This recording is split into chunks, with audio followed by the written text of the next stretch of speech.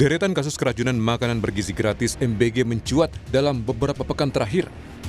Pihak sekolah bahkan meminta siswa untuk tidak melanjutkan makan. Polisi hingga Balai Pengawasan Obat dan Makanan sampai turun tangan memeriksa saksi dan sampel MBG. Keracunan MBG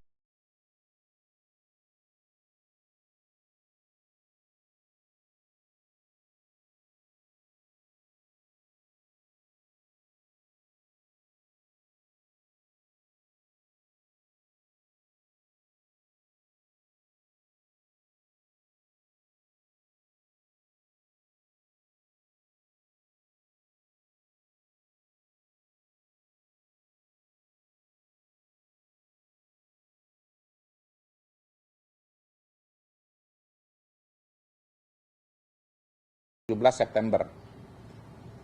Kedua dari Kemenkes, 60 kasus dengan 5.207 penderita, data 16 September. Kemudian BPOM, 55 kasus dengan 5.320 penderita, data per 10 September 2025. Tapi lihat bahwa masalah yang sama dicatat oleh 3 lembaga.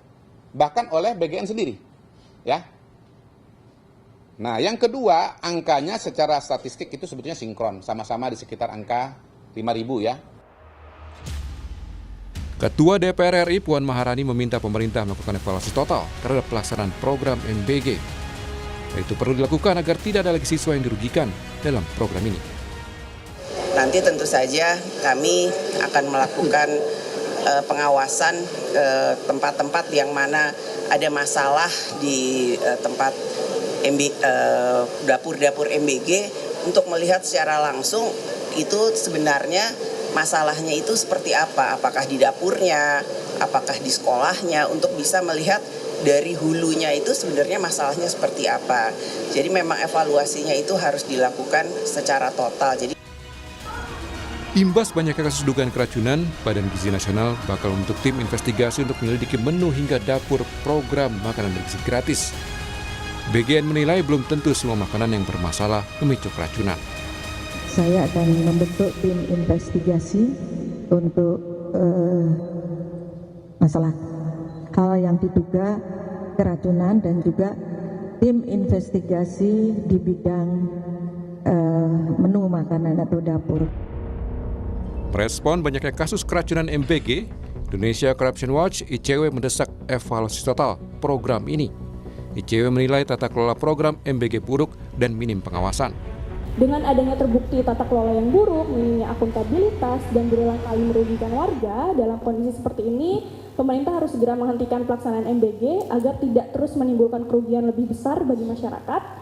Setelah dihentikan, diperlukan evaluasi total yang melibatkan publik, terutama siswa, guru, orang tua, dan kelompok masyarakat.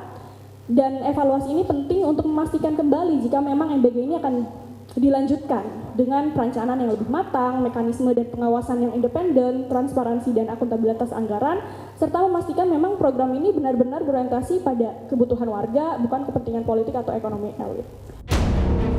Program MBG baik sebagai intervensi pemerintah untuk mengatasi masalah gizi buruk dan kesehatan siswa, serta menggerakkan roda perekonomian.